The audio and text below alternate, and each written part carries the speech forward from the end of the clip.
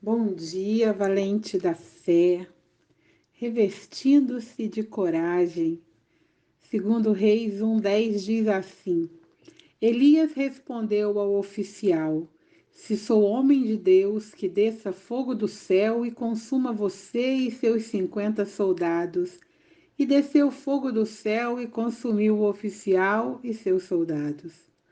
André vive em um país fechado ao Evangelho. Quando lhe perguntei sobre como ele mantém sua fé em segredo, disse-me que não a mantém. Ele usa uma divisa que identifica a sua igreja e sempre que é preso diz aos policiais que eles também precisam de Jesus. André é corajoso porque conhece quem está com ele. Não restam dúvidas que Elias era um homem de Deus. Ele enfrentou os 450 profetas de Baal e os 400 profetas de Assera. Ainda que o medo e a angústia o fizessem fugir das ameaças de Jezabel, Deus não permitiu que mal algum atingisse esse profeta. Em 2 Reis 1:10, Elias recusou-se a ser intimidado, mesmo quando o rei de Israel enviou 50 soldados para prendê-lo. O profeta sabia que Deus estava com ele e clamou por fogo, o qual consumiu o pelotão. O rei enviou mais soldados e Elias fez o mesmo. O rei enviou ainda mais, porém o terceiro pelotão ouvira falar dos outros. O capitão implorou a Elias que poupasse a vida de seus soldados. Então o anjo do Senhor disse a Elias que era seguro ir com esses soldados.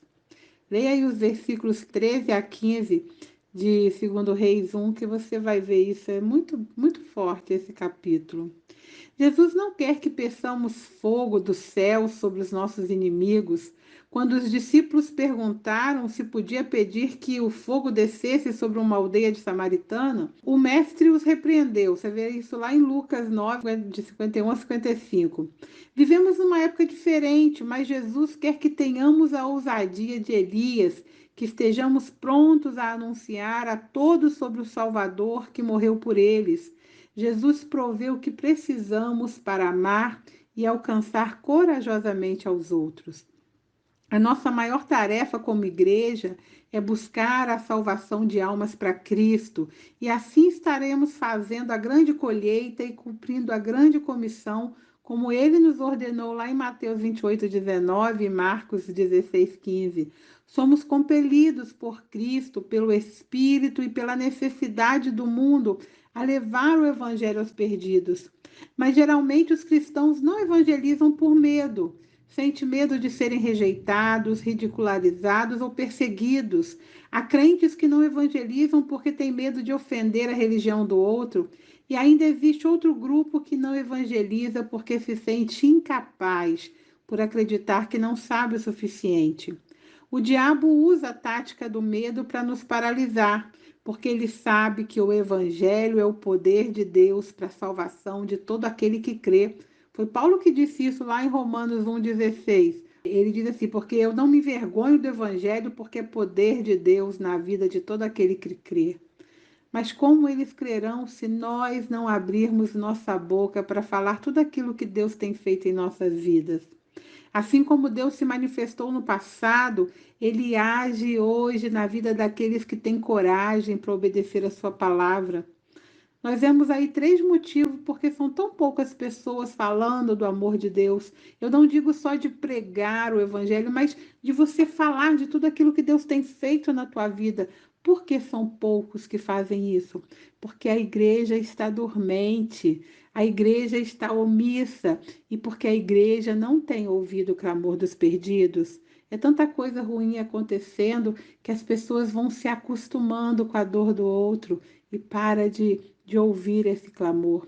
Jeremias 8:20 é um versículo que rasga meu coração. Diz assim: passou a cega, findou o verão e nós não estamos salvos. É tão triste ver pessoas ainda se perdendo neste mundo. Onde estão os valentes do Senhor, aqueles que, como João Batista, têm a missão de preparar o coração do povo para receber o Senhor, para conhecer sobre Jesus? Se você estiver disposto a mudar e se submeter e dizer: Eis-me aqui, ele não somente vai resgatar você do pecado, mas também vai te transformar em um poderoso instrumento para salvar muita gente. Então, decida-se a ser um espelho de Deus no mundo. Eu queria deixar com você as 3 manifestações da unção de Elias. A primeira foi no próprio Elias, o homem Elias, cheio do poder de Deus. A segunda foi João Batista, que pregava com essa mesma ousadia de Elias. E a terceira manifestação são os profetas que vão preparar o caminho para a segunda vinda de Jesus nessa geração. Malaquias 4, de 5 a 6 diz assim: Eis que eu vos enviarei o profeta Elias antes que venha o grande e terrível dia do Senhor.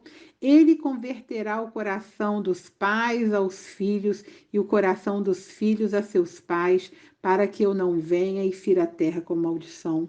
De acordo com Malaquias 4:6, a razão para o retorno de Elias será converter os corações de pais e filhos um para os outros. Em outras palavras, o objetivo será a reconciliação.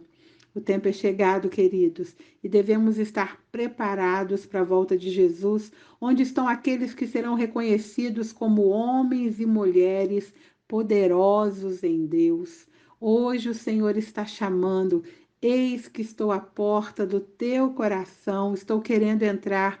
Ouve a minha voz, abre a porta, porque eu vou cear com você e você comigo. Tenha um dia de bênção, de alegrias e de vitórias, queridos. Deixe-se ser usados pelo Senhor. Seja um instrumento afiado na mão de Deus. O Senhor quer te usar. Fale do amor de Deus para alguém. Às vezes você dizer um Jesus te ama. Deus abençoe o seu dia. O Senhor é contigo. Já vai fazer toda a diferença na vida de alguém. Eu te abençoo em nome de Jesus.